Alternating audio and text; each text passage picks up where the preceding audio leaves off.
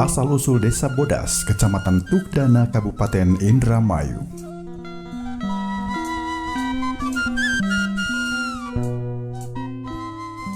Dahulu kala, permukiman desa belum mempunyai nama, masih berupa hutan belantara. Nama Bodas berasal dari panggilan buyut Bodas yang bernama Nyai Mas Madusari.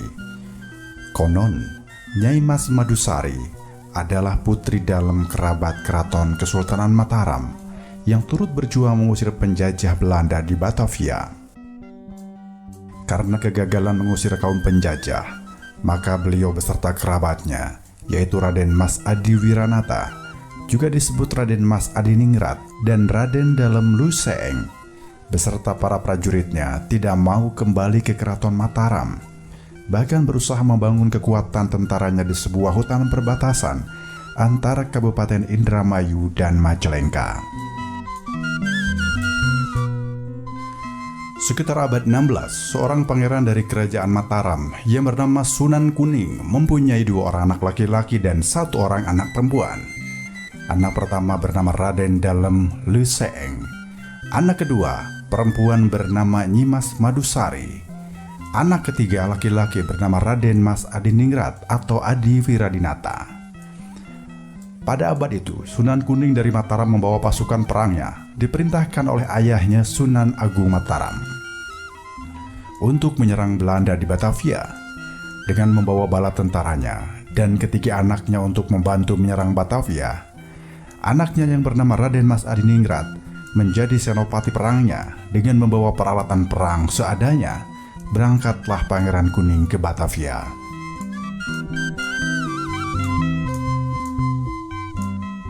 Berhari-hari melewati hutan dan pedesaan, sampailah ke tempat tujuan. Sunan Kuning bersama bala tentaranya menyerang Batavia sehingga terjadilah banjir darah. Karena perlengkapan perang yang kalah canggih sehingga pasukan Sunan Kuning dan pasukannya terpukul mundur dan kembali ke Mataram.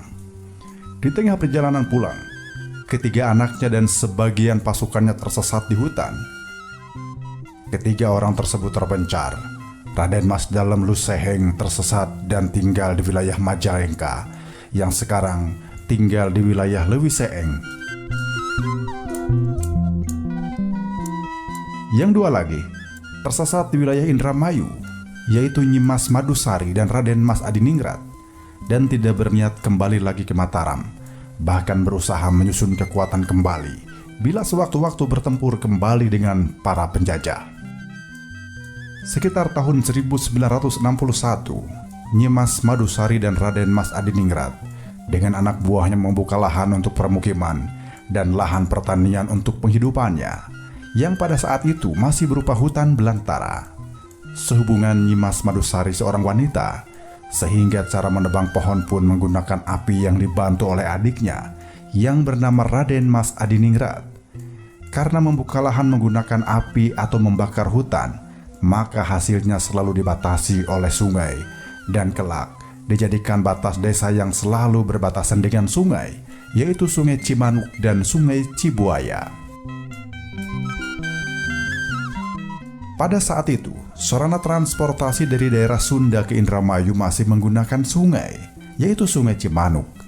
Bahwa Sungai Cimanuk waktu itu merupakan sarana transportasi utama yang digunakan para pedagang, dengan urusan lainnya menggunakan rakit bambu.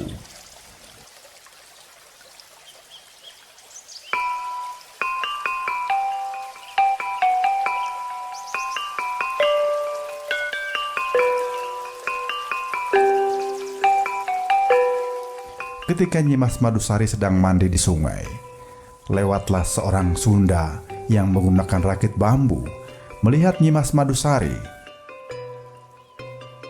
Karena kecantikan Nyimas Madusari, badannya berkulit putih, maka orang itu menunjuk beliau sambil berkata, "Aya jelema bodas." Maksudnya, kalau dengan bahasa Indonesia ada orang berkulit putih. Mengingat Nyimas Madusari sangat cantik dan kulitnya putih bersih, maka setelah kejadian itu, menjadi buah bibir para pengguna sarana transportasi sungai yang kebanyakan dari daerah Pasundan, bahwa di daerah tersebut ada orang bodas atau aya jelema bodas atau ada orang putih. Sejak ada sebutan kepada Nyimas Madusari yang berkulit putih atau bodas, maka hutan yang telah dibakar dan dijadikan permukiman pun diberi nama Pedukuhan Bodas, yaitu sekitar tahun 1694. Pada akhirnya, Nyimas Madusari yang disebut juga Mas Mayang Sari menetap di pedukuhan tersebut. Nyimas Madusari dalam penghidupannya ditemani oleh sato atau hewan yang bernama Kebodugul Bule, hasil pemberian dari keluarganya di Mataram, yang jinak dan selalu menemani dimanapun berada. Demikian pula sang adik menetap di pedukuhan tersebut sampai berketurunan.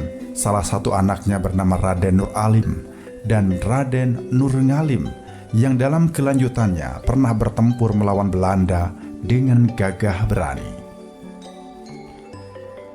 Kini, makam Nyimas Madusari masih ada di samping Masjid Jami Babu Salam, Desa Bodas, dengan sebutan Buyut Putih, dan kuburan Raden Mas Adiningrat masih ada di pekuburan umum dengan sebutan Buyut Mas. Sejak sekitar tahun 1694, wilayah itu ditempati Nyimas Madusari dan adiknya Raden Mas Adiningrat. Penduduknya semakin berkembang atau semakin banyak. Kemudian ditunjuklah seseorang yang dianggap cakap untuk memimpin wilayah Bodas, yang bernama Ki Wirandanu. Karena sudah ada pemimpin, maka wilayah Bodas itu dijadikan sebuah desa dengan nama Desa Bodas. Demikian asal-usul Desa Bodas, Kecamatan Tukdana, Kabupaten Indramayu. Wallahu a'lam.